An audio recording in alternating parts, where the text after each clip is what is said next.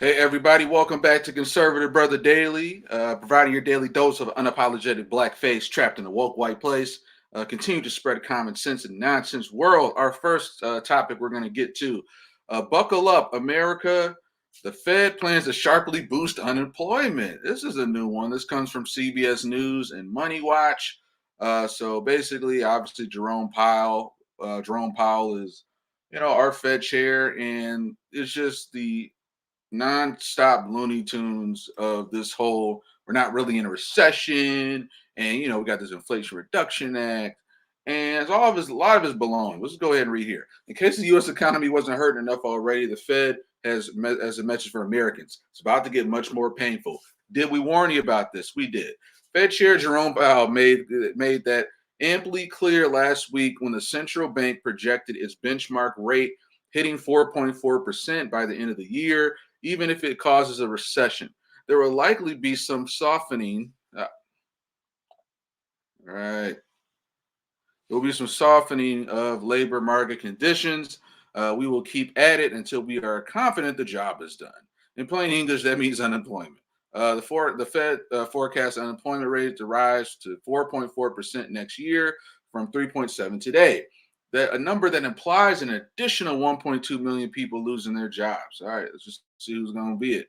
I wish there was a painless way to do that. There isn't. Hurts so good. Here's the idea behind why boosting the nation's unemployment could cool inflation. Just hearing that, let's just stop for a minute. We're hearing things that we never heard before, and this just goes to the ongoing agenda of the globalists, to where they just start saying things just to really see how much you can take. How much are you really going to sit here and just buy the fucking BS? We have never even heard, not even the 2008 recession, boosting the nation's unemployment to help cool down inflation. Let's just take that in for a minute. All right, with an additional million or two people out of work, the newly unemployed, and their families should sharply cut back on spending, while most people who are still working, wage growth would flatline. When companies assume their labor costs are likely to rise, the theory goes they will stop hiking prices. That in turn slows the growth on prices. So this is what it's about, and what we've been kind of warning about as far as the Great Reset 2030 agenda. Things are going to get worse, and they're trying to ease you into believing there isn't a recession. They're trying to ease you into getting used to being out of things with the supply chain. They're getting used to easing you into this inflation. They're easing you into getting used to unemployment. It's just slowly demasculating you to the point where a lot of people are going to be destitute, and then it's going to be like, oh, we're the government, we created this problem, but hey, here we are, we have a solution. So people just have to realize when they're being shoveled shit. They're telling you it's ice cream, but it's really shit. So just try and be mindful of, they're not really coming up with a solution. They're like, hey, just ease through this pain. Just get used to it. We're not going to actually solve it. We're going to try this. It's going to help this. You just get used to it. Just get used to struggle. Get used to the prices. And you got to cut through that shit. I do anticipate that accomplishing price stability will require slower employment growth and somewhat higher unemployment rate. Turn off my phone before it goes off. And what else here? Susan Collins, president of the Federal Reserve Bank, says, and I take it very serious that unemployment is painful, that costs have been disproportionately concentrated among groups that have traditionally been marginalized. See, once again, we don't need the whole woke card. Like, that's just, once again, that woke talk, where this is about Americans as a whole. I don't give a shit whether or not this group struggling is white or black. Yeah, we're all struggling. But they're just trying to just use that woke speak to kind of ease it. But some economists question whether the crushing job market is necessary to bring inflation to heel. The Fed clearly wants the labor market to weaken quite sharply. What's not clear to us is why, says Ian Shepherdson, chief economist at Pantheon Macronomics, said in a report he predicted inflation set the plunge next year as supply chains normalize. Yeah, that shit gonna get worse.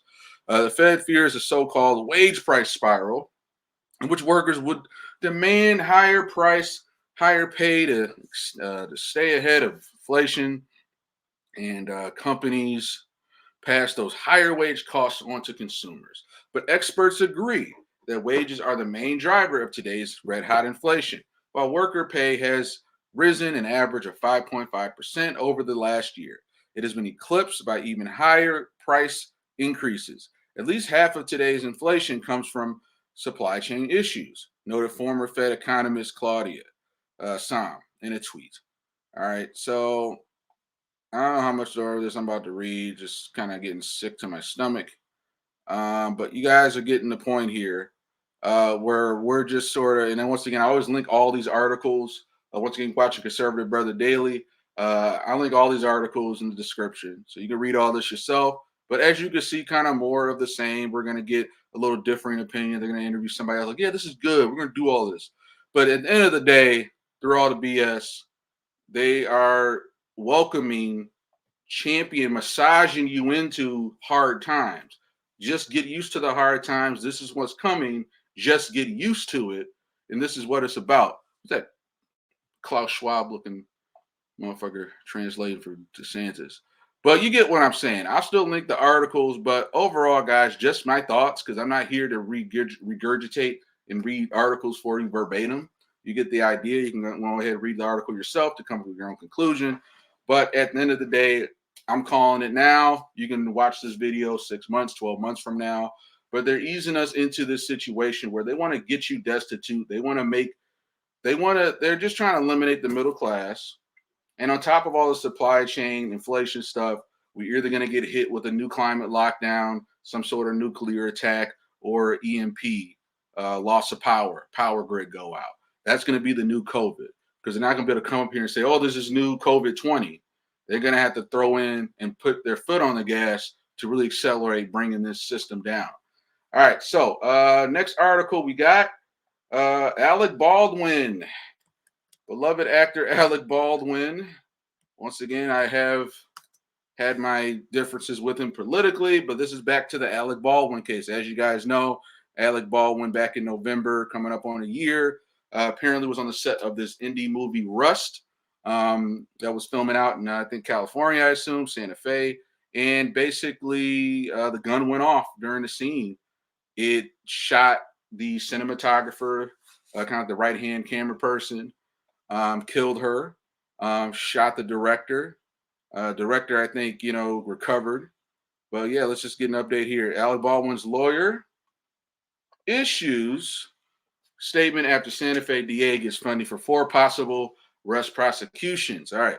So Alec Baldwin's attorney, Luke Nikas of Quinn Emanuel, has responded to the recent news in the Santa Fe DA, Mary Carmick Altwise, who in an August 30th letter requested a new Mexico Board of Finance for $635,000 to prosecute as many as 4 individuals with criminal homicide charges. I assume probably 2 producers, a stunt handler, whoever handled the gun, and Alec himself. The DA said in the letter that one of the possible defendants is well-known movie star Alec Baldwin. This has spurred the media to draw false conclusions, saying the Oscar nomination's attorney, as previously reported. Just gets better and better. As previously reported, Carmack Altwise received $317,000 to proceed with her charging in the Rust tragedy. During my communications with the DA's office just a few weeks ago, after the August 30th funding request was submitted, I was told it would be premature to discuss the case because they have not reviewed the file or deliberated for their discharging decision, said Nikas, referring to the DA's note to the Finance Board. It's irresponsible to report otherwise, added Nikas. The DA has made it clear that she has not received the sheriff's report or made any decisions about who, if anyone, might be charged in this case. Added the attorney who said back in April that the Rust OSHA report exonerates his client, said Nikas. The DA's office must be given the space to review this matter without unfounded speculation and innuendo. All right. So charges will soon be coming to the fatal shooting last year. Rust cinematographer Haylana Hutchins, the Santa Fe First District Attorney's been granted $317,000 for a potential prosecution of as many as 4 individuals. That's just kind of weird. I don't know if it's just me, y'all, but how many times has an article ever talked about the amount of money granted toward a prosecution. I'm just something I never heard about. You always hear about, right? The city of so and so has really handed down charges and begun prosecution. What's this like granted money? I guess I don't know if that's just me. Exact identity of the quartet has not been named in the August 30th letter to so and so requesting $635,000 in additional funds. However, the DA said that one of the most possible defendants is well-known movie star Alec Baldwin. Deadline has reached out to Baldwin's reps and attorneys and will update you as we hear back. Rep for Santa Fe County Sheriff's Office said no final report has been concluded beyond sharing, blah, blah, blah. Noting here a letter required up to 4 separate jury trials, each with its own charges. Carmack Atween's need for monies would go to cover an attorney, an investigator, media contact person, paralegal, expert witnesses, blah, blah, blah. It's just weird because you just never hear about like money being dispersed toward a case if it's being tried by the county or federal. It's just kind of weird. Hutchins was killed by the discharge. Coming up on a year in October 2021. All right. So it took long enough. At the center of those civil cases, Baldwin has denied he pulled the trigger. Yeah, right. I didn't pull the trigger. Okay. Baldwin being told that it was a cold gun in April. An attorney, Oscar nominee, exonerates him of any wrongdoing. August 18th. The armorer Hannah slammed the sheriff's office for not pursuing the question of where did live rounds that ended up upon the rest set come from. As we can see from the attached emails, I have a conspiracy on our hands, y'all. Script supervisor Mammy, really? Stripped down and assault and battery charge brought forth. Alleged the producers assisted Baldwin supplying the loaded weapon. Mitchell allegations failed to establish that the producers knew Baldwin would aim and fire the loaded weapon, such as though they would be jointly liable. All right, probe from the senator's office on what happened and how live round got done. You guys know I hate reading his articles. Santa Fe, New Mexican first reported the letter and approved funding for pending prosecution. All right, so we got a lot of thoughts here. I ain't reading all those. All right, but basically my thoughts on this, guys, it is unfortunate, but once again, this is getting very kind of, Brandon Lee-ish creepy territory. Because once again, I know there's like the conspiracies out there, like, oh, Halen Hutchins of ConservativeBrotherDaily, she was working on a Hollywood pedophile underring documentary. I don't really haven't seen any substantiated evidence of that, even though we know about the Hollywood pedophile ring. I don't think that's directly tied to this. I do think that it is possible that it was either just pure negligence, or it was something maybe to set Alec Baldwin up. Maybe somebody, political opponent, someone from the right. I don't think that Halen, the cinematographer herself, was a target that had to be taken out. It just feel like, in my opinion, came down to just pure negligence, oversight, or maybe somebody got it in for Alec Baldwin. We'll just have to see how this plays out. I think it just goes to show just a lot of these sets, apparently they had a very low budget. They had to cut corners. There wasn't processes and protocols that there should have been had in place, or once again, for the best communication. So this is what happened. So just more updates as they come in. I don't have a whole lot else to say to that. Once again, I'm not like a huge Alec Baldwin fan of his politics, but at the same time, if he's innocent, I hope he gets clear to this. And if if he ended up pulling the trigger on accident, it was his fault. He just has to own up to the consequences. So, all right, next article we got, guys. Students fight for gender neutral homecoming court. District not reversing rules. Okay. All right, so Harrelson Township, Michigan, a fight for inclusivity ends in disappointment for a student at Land Cruz High School. The 12th grader and her mom have been pushing to make homecoming court gender neutral since July. At a school board meeting Monday night, officials denied her request. Shelby wanted the opportunity to win a homecoming court with her non-binary partner. She and her mom pleaded their case to the board members, and it was too late to change the rules. Shelby, blah, blah, blah, leaders at the high school. They are in high-profile positions, district honor students, drum major, band. They are the faces of the most popular program. The same-sex couple was over the moon when they first each nominated for homecoming court. Shelby identifies as a male, and Merce Solvig identifies as non-binary. How about this, Mersovlik? Why don't you just identify as a male for one night? Is it going to kill you? Or between the homecoming voting window. All right. This is just another example on, once again, the trans community. I'm all for gay rights. I'm all for trans rights. But at the end of the day, you're still in high school. You can't always get what you want. You can't expect the world to just bend over to your needs and whatever you want to do to feel exclusive when everyone's that's not there's a difference between equality, Mersilovic, and special privilege. You want special privilege. Black people, we never went out our way to say we need special privilege. We just wanted equality. And y'all coming up in here just saying, no, we want you bend down to our will. All right. So, Mersovic, you're in high school. You got a whole lot of years to live. Just identify as a male for the homecoming voting window. And then go back to being non-binary. This is just pettiness, bend over to how I feel and how we want to do just the alphabet mob. All right. And once again, that's no hate speech. I have no qualms. I don't wish any harm or anything against the LGBT community. But y'all have to realize, even Bill Maher, not only Dave Chappelle, Bill Maher count this out, but it's not always about you.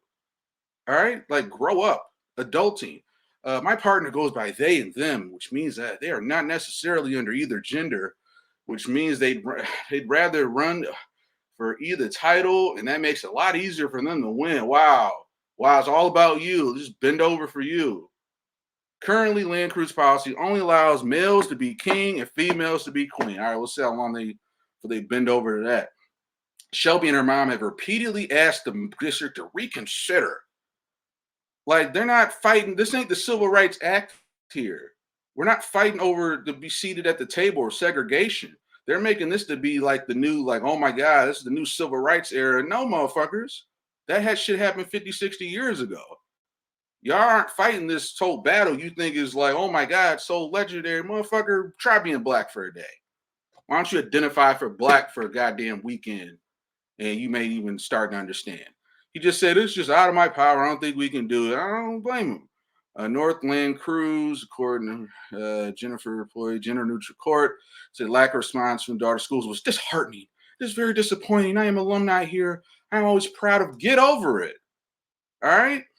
Get over it. You know, we're not like, I'm kind of embarrassed, you know, how adults handled it.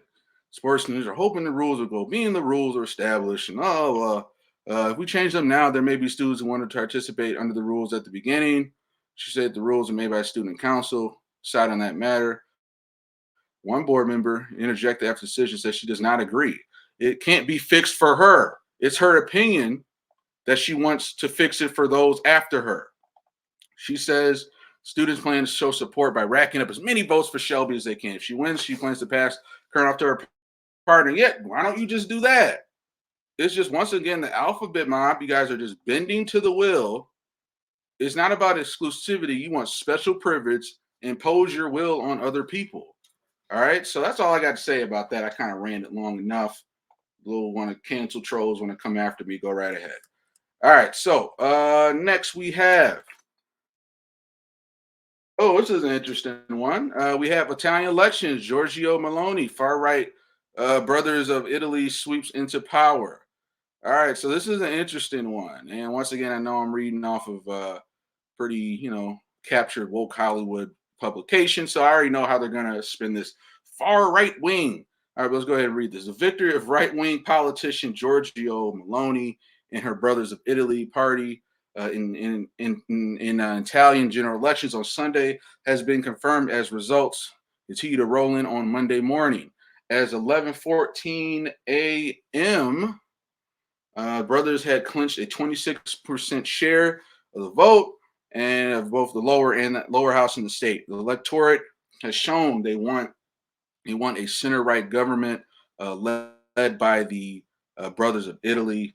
Meloni said in a short speech in the early hours Monday morning as exit polls, blah, blah, blah, for a victory. Meloni's expected to take on the role as the first female prime minister. See, guess what? First female. Isn't that progress? Isn't that history? It's not enough because guess what? Oh, she's far right. So they want to pick and choose. So this would be a celebration if this was all about chick on the left. But oh, she's far right, so just dismiss it. Nope, it's not about. Nope, that wasn't progress. Doesn't count because I don't agree with her politics. It's just ridiculous, and they just can't. His former Italy's most right wing governments in World War II with Matteo Salvi's far right league, and they gotta like announce all that stuff. So they're just trying to plant the seed. This person's bad.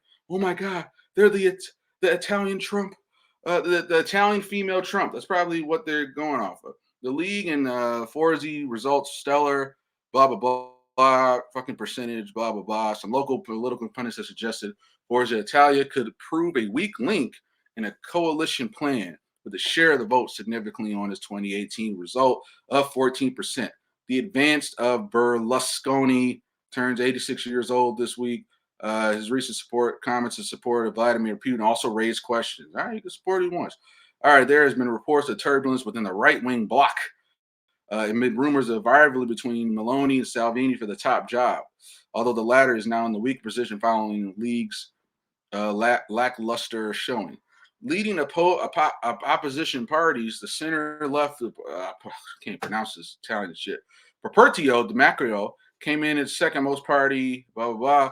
It could take Meloni many weeks to create a government with local pundits asking whether she has enough political experience, enough experienced politicians in a relatively young party to key field position. The snap general election was called in July, blah, blah, blah, to create it and navigate it Italy to recovery after the COVID pandemic. Political earthquake. I ain't reading all this shit. Party was created in 2012, formed as a national alliance, which was in turn was heir to the Italian social movement. Let's just go ahead and fact check this because the Democrats and the left love to just throw out neo-fascists. They're a fascist, so we'll have to fact check to see how affiliated her party is with that. Meloni has sought to distance her party from the neo-fascist roots, but its populist stance and views of Europe Union, abortion, gender politics raised concerns across Europe. Her victory is strengthened by blah, blah, blah, her close friendship with Viktor Orban, who has eroded abortion and LGBT rights in the country. Polish Prime Minister, blah, blah, blah, congratulated Meloni on Sunday. By Sunday, French Prime Minister refused to comment on the victory. We have certain values, obviously. We will be vigilant. Shut up. It is human rights, values, and respect of others, namely the rights to access abortion. So abortion is just their only play. The only human right that matters to the left is abortion. Screw you. Take the shot. Do what we tell you. You will own nothing and be happy. And they just think the entire Democratic Party, every race, every gender, is just all about abortion at all costs. They've become they went from a pro-choice party to just pro-abortion. All right, the access to abortion, and like the 1.5% of people who actually get raped or incest due to having a baby, they have, in my opinion, they have the choice to get to have the baby or not. But that's just such a rarity that motherfuckers are just they just think Democrats can just run off of abortion. The rise in popularity amid rising energy prices, Meloni's right-wing conditions, blah, blah, blah. Meloni's arrival expected to impact film and TV sector. Shit's way too long. All right, but I get it. I ain't reading all this. Let's see what comments we got. Looks like a good night for the EU. If you have euros, better spend them up quickly. Why? Many of these right-wing parties don't leave the EU. Yeah, read it yourself. All right, but once again, guys, just another fear mongering. She is, if you don't know a lot about her, once again, I don't know a whole lot, but from what I gather, she is anti-establishment, she's anti-lockdown, she's anti these COVID passports, and she's all about protecting the family. Now, will her abortion policies probably be extreme? Probably so. Will there maybe be exceptions for rape and incest? Yeah, I'm pretty sure. But it just goes to show that these establishment people, when they start going after and attacking these politicians, especially when it's the mainstream media, it's the mainstream establishment attacking these politicians. I start looking then like, okay, they must be on our side. Therefore, the people, yeah, it's maybe a little more conservative and whatnot. But at this point, when I just see the media just on an attack campaign, I can just tell, okay, this is a person I need to get behind. So if I go to hell once America falls, I'm gonna take my ass to Italy. So I at least know that the president there has got some common sense. You know what I mean? All right, last article, y'all. Woody Harrelson was recently on Bill Maher's Club Random podcast. Once again, I'm a longtime fan of Woody Harrelson. All the way back, obviously I was a little too young to watch Cheers, but he did a lot of stuff in the '90s. Where'd the article go? All right, let's see here. The article, they take my article at. But basically, it's about Woody Harrelson, who spoke on the Bill Maher show. Okay, here we go. They let me play it. All right. Woody Harrelson on trusting big pharma and big government. The last people I would trust is my health with my health. So, Woody Harrelson. Ooh, water here.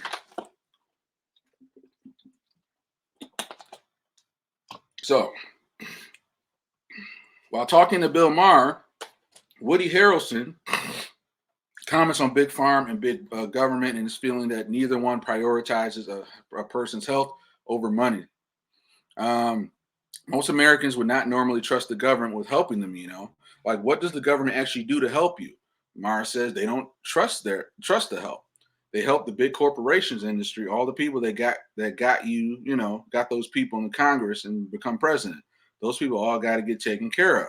Maher, I don't trust the CDC Americans. We have the polling on it. Is that true? That is true. Okay, that's it. It's a weak ass article, y'all. Y'all falling. I know y'all been falling off for a while. That's a weak ass article. 1 minute read. All right.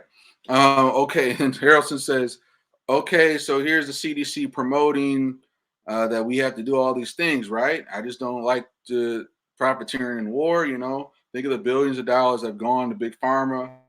And I was getting back to my original point. The last people I would trust for my health and big pharma and big government, because neither one of those strike me as caring entities. All right, guys. So couldn't agree more.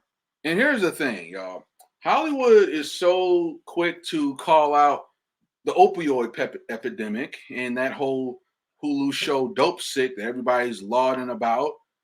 And guess what? That was the same industry, the same vaccine makers, corporations that are making your precious COVID vaccine.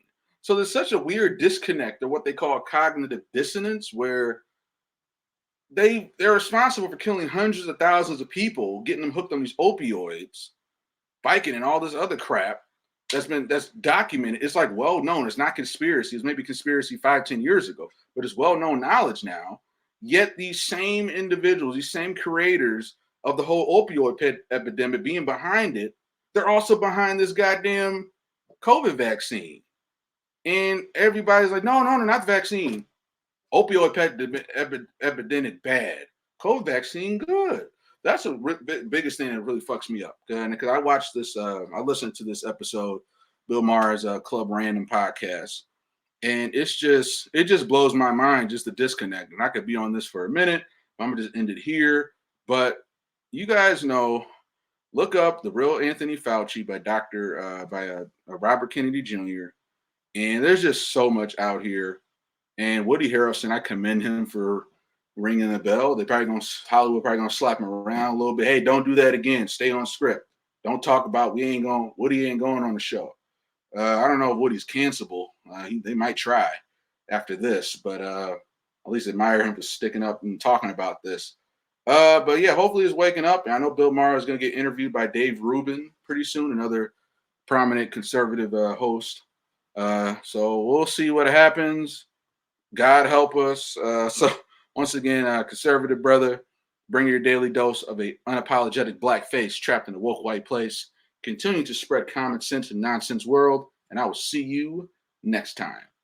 See ya.